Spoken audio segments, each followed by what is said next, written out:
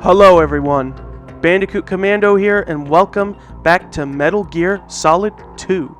Last time,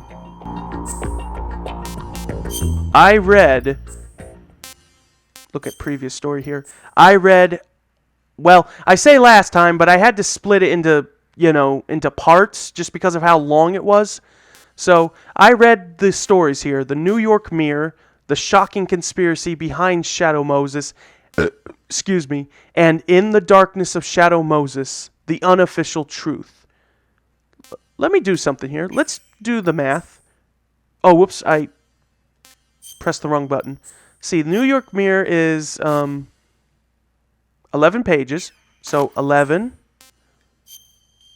plus 129, so that would be 140, I believe.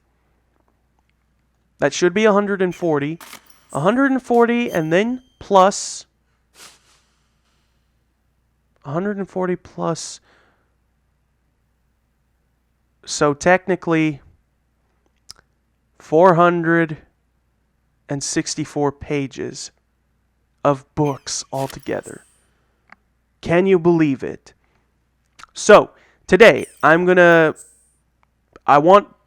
just want things to be quiet as I talk about the game's development. I will do my best to try and find images that will correspond to this, but for the most part, I don't think I'm going to find much. You're just going to see a silent screen here, but it works for the best.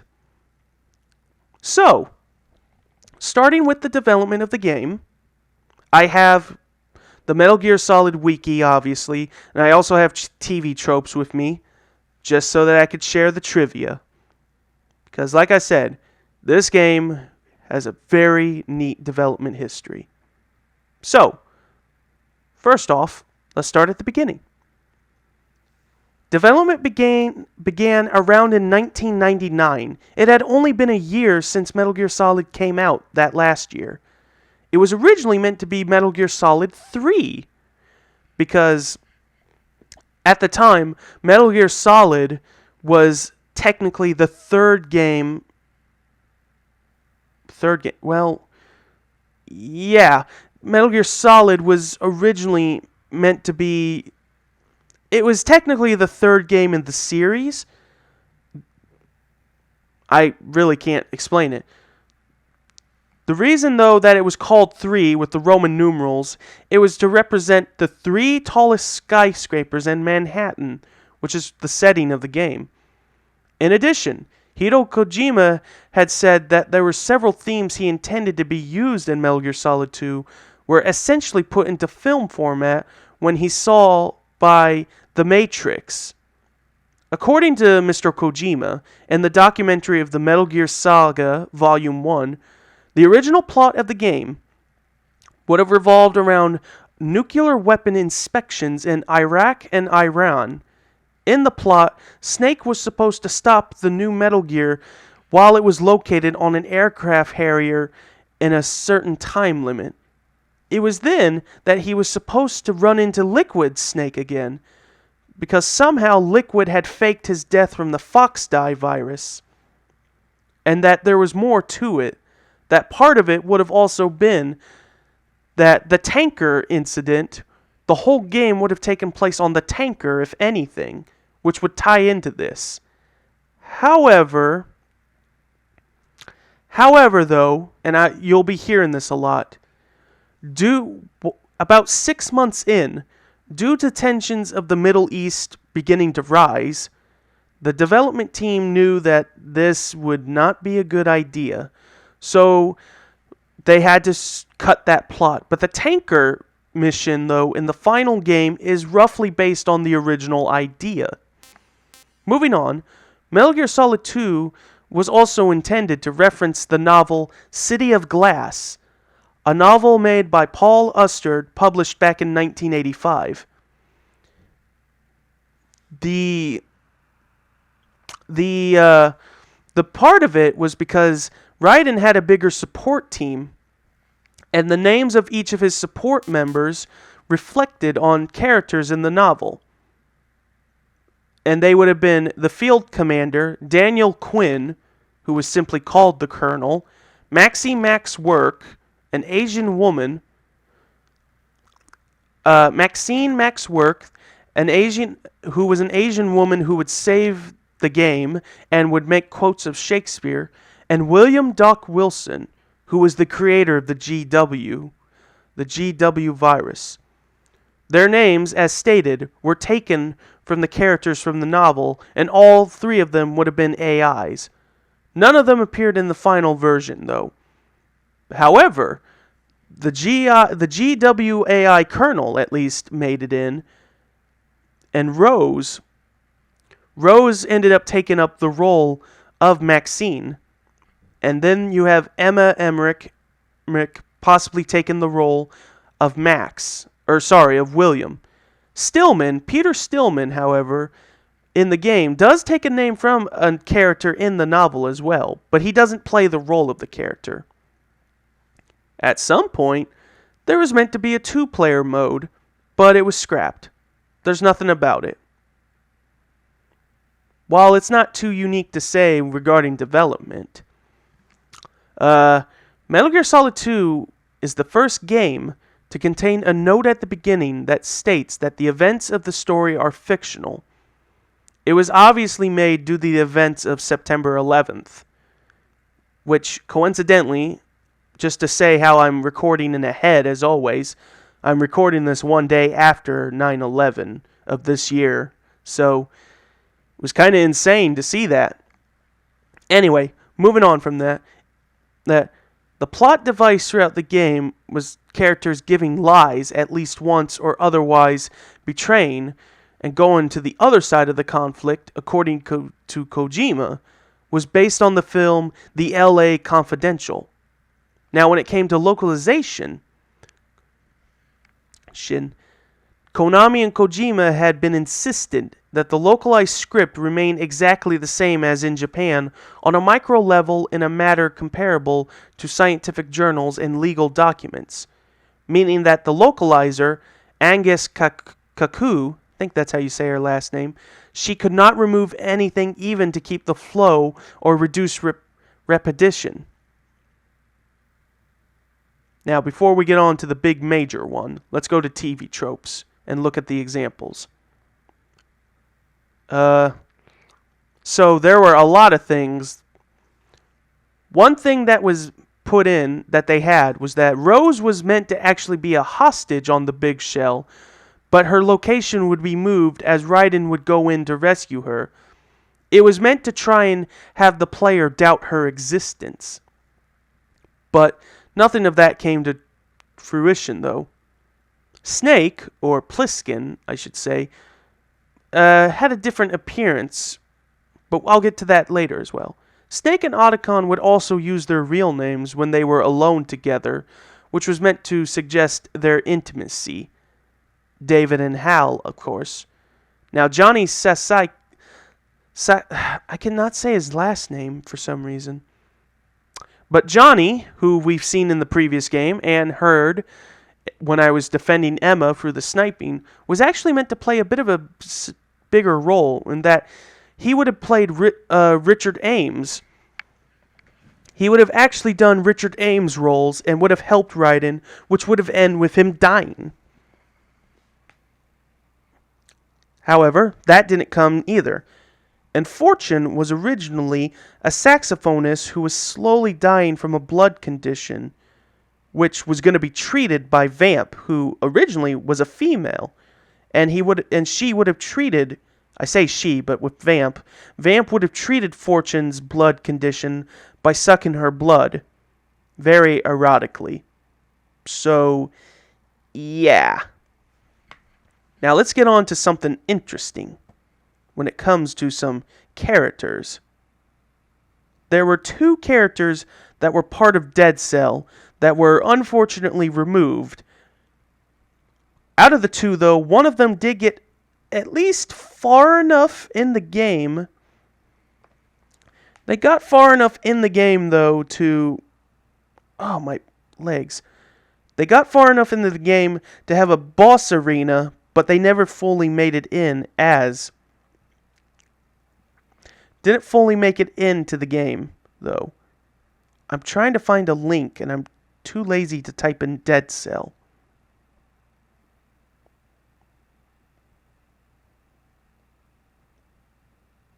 Yeah, I'm just going to have to type in Dead Cell at this rate. Well, actually, what am I doing? I can just... Yeah, I can just... Here we are. Dead Cell. So, the 2 members of Dead Cell that never made it into the final game.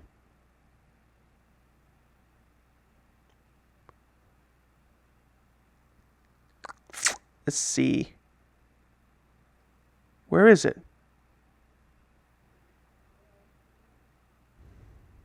Let's see. Here we are. 2 characters that did not make it. One of them was Old Boy. Old Boy or Old Man, depending on which source you're looking at, was one of these members. He was killed, though, 6 months prior to Big Shell. He was killed during the liquidation of Dead Cell. Old Boy or Old Man, depending on how you want to refer to him, was a formal colonel in the German Defense Force who participated in World War II. He was given the nickname by those who feared him, along with that of the Devil, though he was also regarded as a hero. Having been a mentor to several world-renowned soldiers and mercenaries, including Big Boss, I should say, Old Boy later served in the Navy SEALs anti-terrorist unit Dead Cell, and he was at least 100 years old at the time, utilizing his vast cunning and experience. However, Old Boy was still just an old man, and he was killed during the liquidation of Dead Cell. Unfortunately, though, because of this, he was cut rather early in the game's development, and therefore no one knows, it's not known when you would have fought him or even where you would have fought him. Though he would have had his unit, a unit known as the Fallschirmjäger, I think is how you say it. I don't know my German name well. It's the name given to Germany's paratrooper division during the time of World War II. Although Old Boy remains in the game's script as the Dead Cell member who died, though, during the flashbacks to Dead Cell's liquidation, either he or the other cut character is the one that Fortune or Vamp, it's hard to tell with the quality, is cradling. Although Old Boy didn't make it into the game itself, he does make a small appearance, though, in IDW's comic book adaptation of Metal Gear Solid 2. IDW Comics, also known for doing the Ninja Turtles as well. And although, because of that, a few of Old Boy's traits would later be reincorporated into some later Metal Gear Solid games. But we will talk about that when that time comes. The next Dead Cell member that was removed is Chinaman. I know that it's racist, but believe me, that's what his code name was. Chinaman was abducted. Well, hold on, first off. Chinaman was a... Actually, before I read about Chinaman, let me go back to Old Boy. What was Old Boy's role? It just says he was a former member of Dead Cell. Okay. Now, Chinaman, on the other hand, he was Dead Cell's CQB specialist and a mystic, or CQC, if you will. Abducted as a child in Hanoi. I just don't know how to say my foreign words well. But abducted as a child back in Vietnam by a black market adoption agency, Chinaman was sold to an American buyer. After arriving in New York, he became the subject of discrimination, and after running away from his foster parents, went to the city's Chinatown. He would boast that he was more Chinese than the Chinese, and hated America and New York with a passion. I mean, he's kind of technically half right about that. Chinaman would later become a Navy SEAL swimmer and a special effects artist who specialized in kung fu and chai kung, I think is how you say that, or Qui Gung, if you will, the latter of which he could use to control his body weight at will, allowing him to walk on water, walls, and ceilings. Chinaman was the most proficient swimmer in the seals, and held the world record for the longest time spent underwater by a person. He possessed a full body tattoo of a dragon, which apparently came to life upon contact with water. And when the Union was liquidated, the Chinaman was one of the members who was killed, along with Old Boy. So, his character was based on Jet Li. Although he was cut from the game, though, he did make it pretty far to have a boss arena.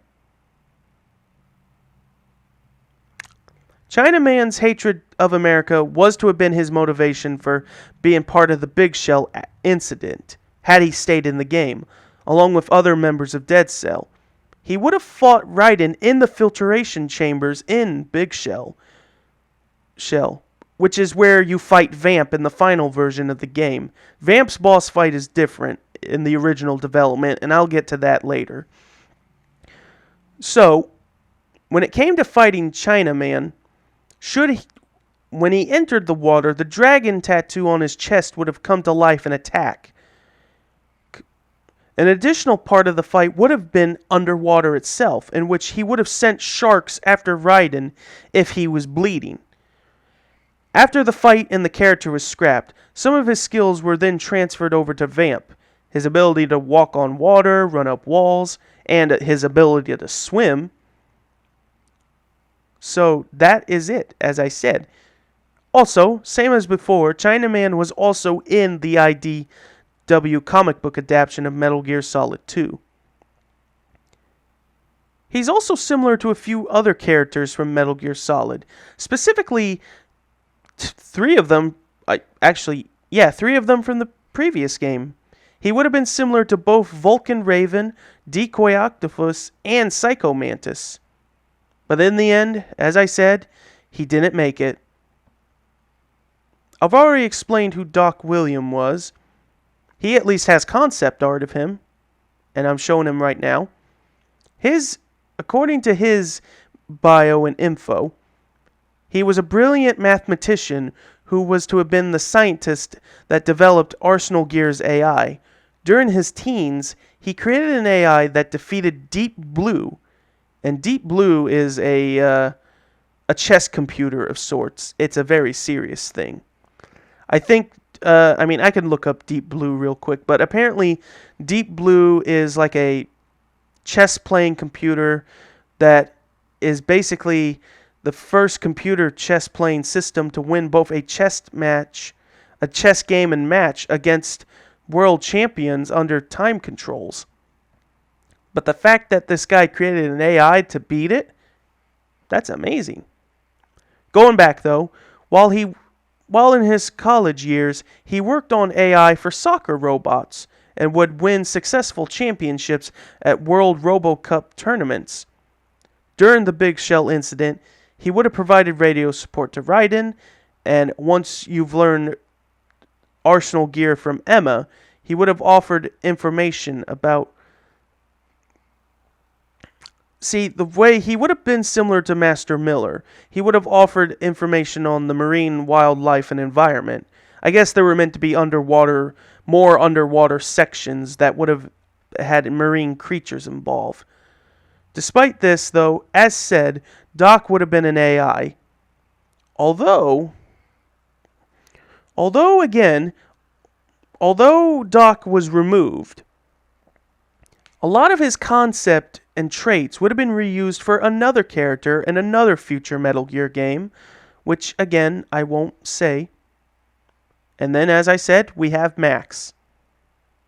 As stated, Maxine Max Work. Is that how you say it? Work?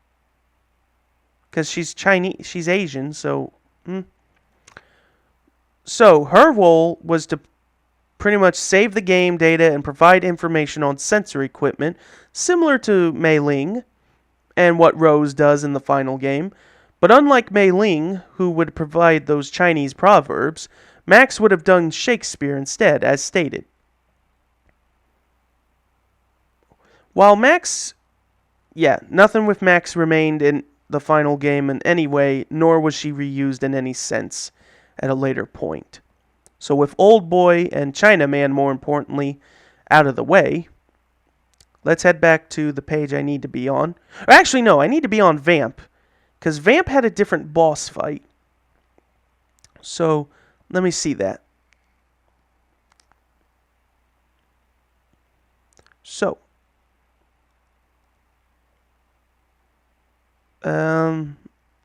here we are. So I've already stated that Vamp was originally intended to be a woman at first, but when Fortune was made and introduced, they had to change the gender of a man. And it would have made Vamp's behavior a little more disturbing had he stayed as a woman. So, but you know how it would have been. Now, a character trait and part of Vamp's history was that he would have had the fear of the cross, or the crucifix, similar to vampires. And that was due to the trauma that he had experienced during the church bombing in his childhood. And it was also intended that the bombing was the same one that Peter Stillman failed to stop. Although I feel like, though, it's still like that in the final game. Anyway, due to both Stillman and Pliskin, Snake, having a cross, Vamp's fear of it would have actually saved them during those times. It was also meant to be that Vamp was meant to be Fortune's lover at the time of the plant chapter. Although in the final game it is hard to tell if they really are lovers or if they're just close friends.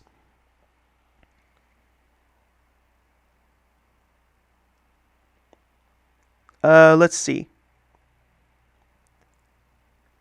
Trying to read. There's something more.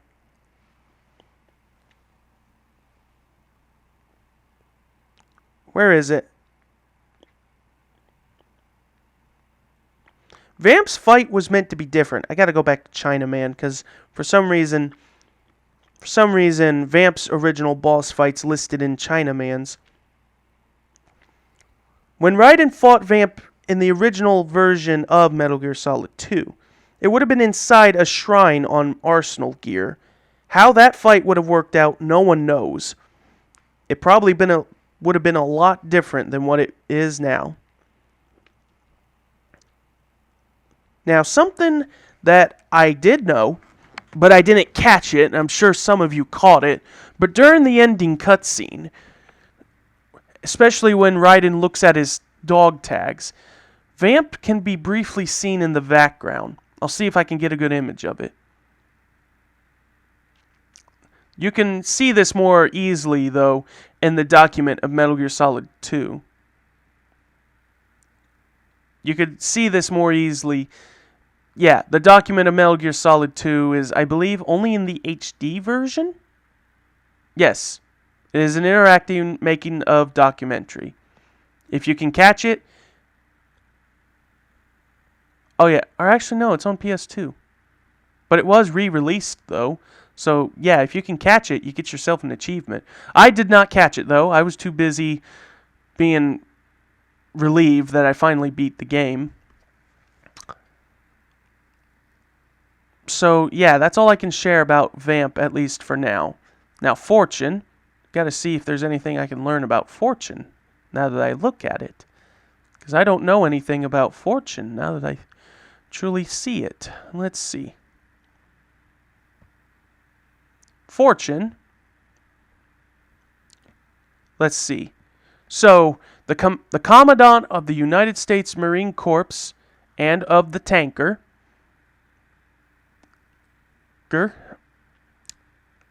So, the thing was, there was that moment when Ocelot thought he killed her, and he's like, oh, that's right, your heart is on the other side. That's an actual condition that people can have called dextrocardia, I think is how you say it, and it's just where your heart is on your right side of your chest instead of your left. So, let's just go down to behind the scenes here.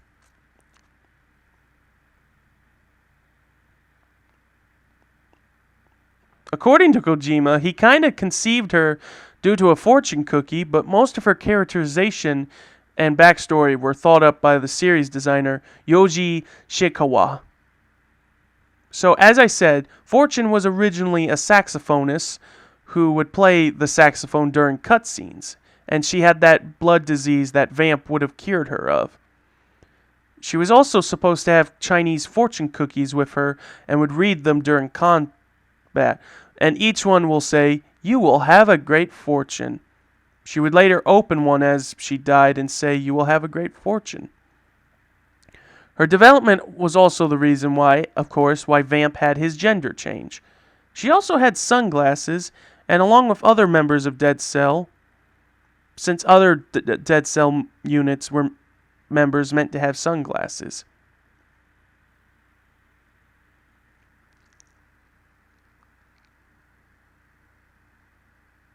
Let's see. I don't think there's really anything else about her just regarding most of her characterization, so there's that. Let's go back to more stuff that doesn't involve characters. Let's see. So, one of the boss fights in the game was meant to be in the Shells 1 Core's computer room. Well, actually, it's not a boss fight. It's just a fight in general, where when Emma would be taken there to try to upload the virus, Raiden would have to defend Snake, Emma, and Otacon from enemy forces while Snake tried to tend to her wounds. And when it came to fighting the Rays, the Metal Gear Rays, it would have been revealed that Sergei Golukovich would have survived the events of the tanker, but he would have died just before the Metal Gear fight, though. This would have then got Solidus and Ocelot in some Metal Gear Rays. And then you would have been up against the remaining forces of Golukovich's men. So therefore, you not only had to fight an army, or at least what was left of an army, but you had 2 Metal Gears to deal with, which sounds hugely insane, if anything. Both the trailers and in some of the flashbacks from Snake showed Snake outrunning the Flood from the tanker. This was a playable portion in the game. But according to Kojima and playtesters, they cut the tanker escape sequence due to the fact that it was a mix of being both boring and confusing. So, that's sad.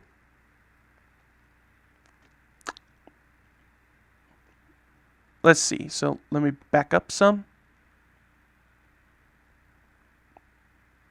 Here we are.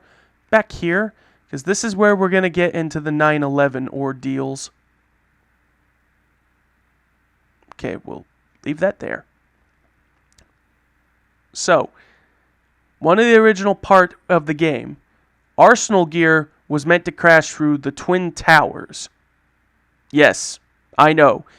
Had they not changed the events, it would have been all too soon and all too coincidental.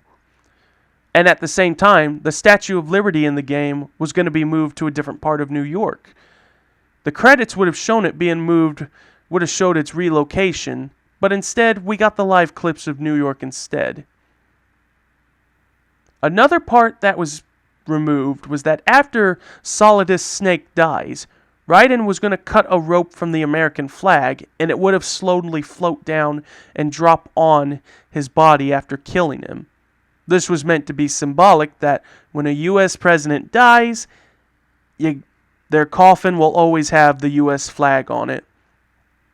However, there's more stuff, and it was retained, but before I mention that, it was intended for Ocelot to crash Arsenal gear into Manhattan, and Vamp did state that Dead Cell intended to launch the nuke at Manhattan instead of letting Solidus black it out with an EMP wave. However, all of these cut content bits regarding the plot was actually retained in the novelization of Metal Gear Solid 2. There was an item in the game called the Mantis Mask, which would have been based on Psycho Mantis' mask. It would have allowed you to read the thoughts of characters, but although the concept, it was never made into the final version. The concept, though, was kept and reworked into the directional microphone, at least. Let's see. Before I go any further, I gotta, just for a sec, there it is. Now let me pull this up.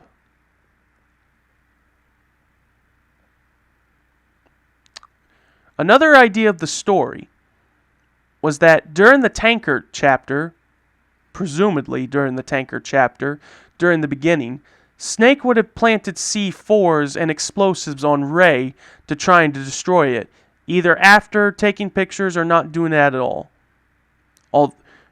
Although it's kind of implied in the final game, at least, where Snake mentions that he has destroyed and sabotaged Metal Gears.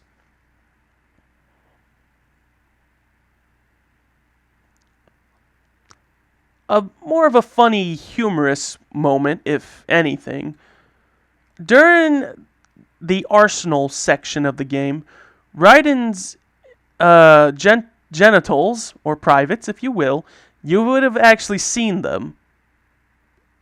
They would have been exposed during combat inside Arsenal gear, prior to meeting Snake, and depending on your actions, and it would have led to a game over. Very humorous, if you will.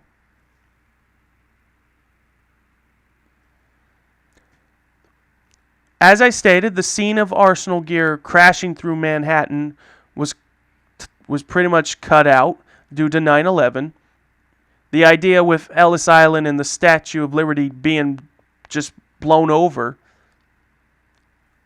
In fact, what you should know is that Snake was supposed to join Raiden for the final battle against Solidus. Well, actually, it was meant to be battling both Ocelot and Solidus, as a crowd of civilians would be looking on and cheering.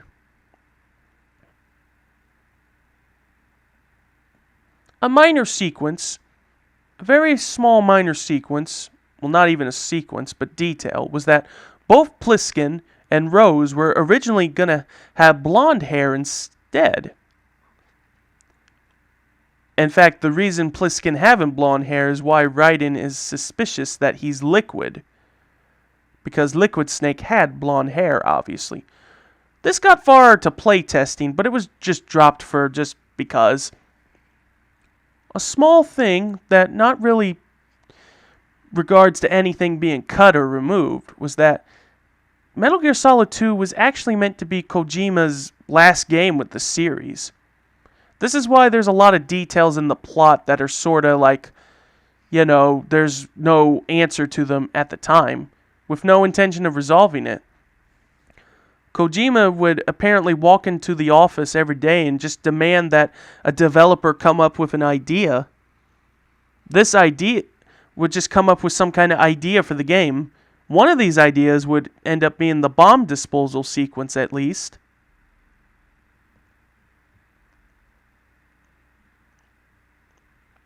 Although very minor and silly, there is one cut line that Raiden would say.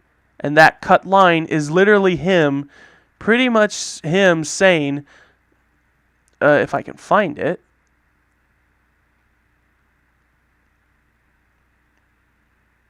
Where is it? Yeah, there was a cut line that Raiden was meant to say. When or where he was meant to say it, no one knows. But it was him saying, the U.S. president is a terrorist. Again, 9/11.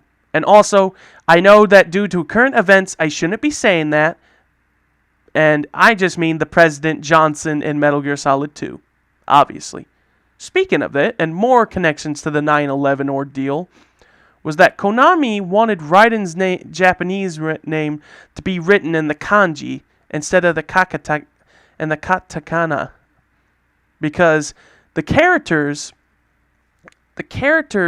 symbols in the katakana would almost look like a transliteration of Ladin, which would then be Osama bin Laden, who, of course, again, 9/11. Just too much 9/11 was thrown in.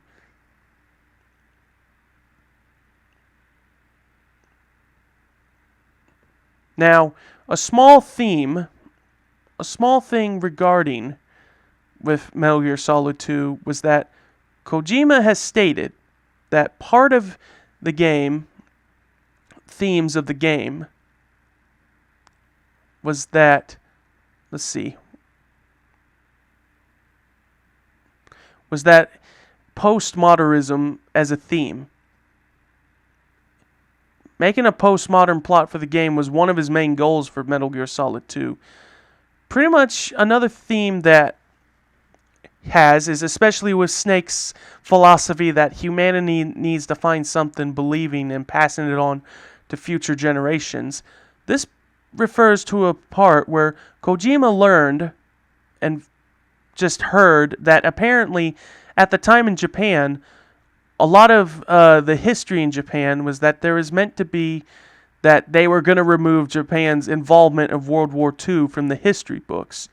And this obviously upset Kojima due to the fact that, they have to know. If the kids don't know, they're going to remain ignorant of the history of their nation, Just because the nation has done terrible things doesn't mean it can be a terrible nation.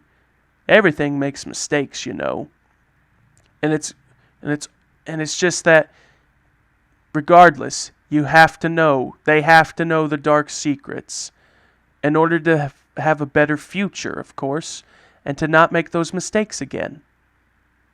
It's very symbolic when you look at it that way. Not that it's too important to talk about with development. I think I pretty much exhausted all the development things I'm willing to share. But when it comes to music, at least, Kojima just wanted a big Hollywood composer. And he thought Harry Gregson Williams was a good choice. Though I don't get why you couldn't get Hans Zimmer himself. But when it came to music, the reason, though, that Kojima chose Gregson Williams was he watched The Replacement Killers with the sound director Kazuki Maruka. I don't know. I think I messed up his name. A CD mix containing 18 tracks of Gregson Williams' work was then sent to his office. And Gregson Williams, being a bit flattered with what they have done, as some of the tracks that were on that disc were actually unreleased, and the tracks were on films that were undocumented, he decided to join the project because of that. According to bypass the language barrier and allow the score to be developed before the cutscenes were finalized, Gregson Williams was sent short phrases or descriptions of an intended action. The resulted themes then shaped the action sequences in return. Gregson Williams also arranged and reorchestrated the original Metal Gear Solid theme in the game's opening title sequence. Now that's the thing. There are actually two music composers. I believe Gregson Williams mainly did the score of the cutscenes, but then you have Noriko Hibino, who did the music for the in-game moments and for the in-game and not for the cutscenes. He composed the music for Metal Gear Ghost Babel. He worked on the majority of the game's cutscenes and reorchestrated the main theme for remixes as well. So with that, I think that's all I can pretty much share. I never got around to finishing this, but way back in episode 1, I'm like, what are my favorite what's my favorite things that Harry Greg? That's what he looks like? I hear his name and I assume he's like an old man, and I mean he technically is old. He's like 56, but still I thought he'd be like graying, but no, he looks like a guy he's in his 30s. Well, I mean this image of him is probably when he was in his 30s, but yeah. So yeah, I need to say because I've always I meant to say, "Oh, what are my favorite score moments that he did?" Which would also probably include Hans Zimmer working with him. Let's see. Well, Ants. Well, it's mostly going to be animated films, and also that one was with John Powell. So Ants. He did the Tigger movie? I didn't know he did the Tigger movie. That was him? That's cool. He did Chicken Run with, again, John Powell. Is it Powell or Powell? I think it's Powell. I thought Hans Zimmer did that as well. He did Spy Kids. I didn't know that. Yep, he did Shrek, again with John. He and John are buddies, if anything. So he did Shrek. He did Sinbad, Legends of the Seas, which was that animated DreamWorks movie. I've only saw that like once in my life. Shrek 2. The Kingdom of Heaven, Ridley Scott. Flushed Away was also him? Geez, DreamWorks really loved him. He did Shrek 3. The Forbidden Kingdom again. Okay, well, he did one of the Chronicles of Narnia. X-Men, Origins of Wolverine. Here we are, the 2010. Shrek Forever. This man loves doing Shrek. We'll just leave it at that. If I see Shrek 5... Shrek 5. There isn't a Shrek 5, not yet. He also did Cowboys and Aliens. I liked that movie. Arthur Christmas. Again, a mixture of DreamWorks and Aardman Animations. Love this man's work. Monkey Kingdom, The Martian. Oh, The Martian. Let's see. Early Man, Equalizer, Penguins. Oh, that's a documentary. And what has he done in the 2020s? He did the live-action Mulan. I have not seen that as of now because I don't have premium on Disney Plus, nor do I want it. Although most of the themes were done by Jerry Goldsmith back in the original movie. And he's done some TV stuff as well. So all in all, and of course if you want to get with video games, he pretty much did, like from Metal Gear Solid 2 and onwards actually. Like he did the music to Metal Gear Solid 3, Metal Gear Solid 4, both Metal Gear Solid 5 Ground Zeroes and Phantom Pain.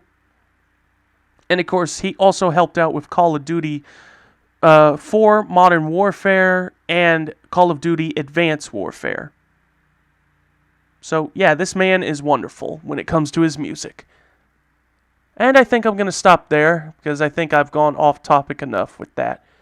So with that, that is everything I want to share with Metal Gear Solid 2. As I've stated before, if I missed anything back when I was doing the Easter eggs, again, I'd like to thank that one YouTuber. I can't say his name for some reason, but it's like, I saw that video, and all I could say is that, excuse me, again, this game has a lot of love and work put in by Kojima. I'm not sure what convinced Kojima to keep going. Like, I don't know if it was like maybe an executive thing where after the success of Metal Gear Solid 2, Konami's like, no, you have to stay. Look, what have you done? You can't just walk away from this. And he just had no choice. Maybe I'll find out when I get to doing Metal Gear Solid 3. Also, speaking of Metal Gear Solid 3, now that I think of it, before I end it, for sure, around the same time of Metal Gear Solid 2, I believe a year or two later, Metal Gear Solid The Twin Snakes would be released, and I've kind of acknowledged it a few times, both during this game and during when I did Metal Gear Solid 1, but the Twin Snakes is just basically a remake of the first game, and it uses a lot of Metal Gear Solid 2's gameplay mechanics, so basically it's Metal Gear Solid 1, but it has a lot of Metal Gear Solid 2 gameplay mechanics and elements, and the story, I think, was tweaked, because for all I know, like I said, when I was reading In the Darkness of Shadow Moses, yeah, I was just seeing different lines of dialogue than what was in the original. That was me saying, did they just do that for storytelling purposes, or was that the dialogue that they put in the Twin Snakes? So, yeah, that is it. That is Metal Gear Solid 2 for you, everyone. I hope you enjoyed it. I kind of had fun doing it along the way, especially once I got my memory of what to do. When everything came back to me, it clicked. So, as for what my next game will be, well, it's just going to be on my PS1. And, yeah, that's all I'm going to share. So that is it, and I will see you guys in my next Let's Play.